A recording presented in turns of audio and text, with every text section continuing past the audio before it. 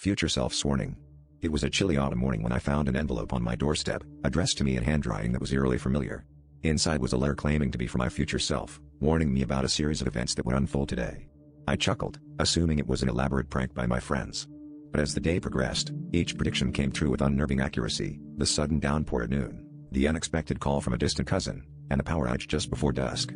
My skepticism turned to unease as I read the final line: at midnight, you'll face a choice that will alter your life forever. The night crept in, and a sense of foreboding settled over me. I tried to shake it off, but my mind kept drifting back to the letter. What choice was I supposed to make? As the clock inched closer to midnight, the air around me seemed to grow heavier, the shadows in my room stretching ominously. I felt an inexplicable pull towards the attic, a place I hadn't visited in years. The letter had mentioned the attic, but I had dismissed it as nonsense. Now, it felt like the only place I needed to be. With a flashlight in hand, I ascended the creaky stairs, my heart pounding louder with each step. The attic was a cluttered mess, filled with forgotten relics of my past.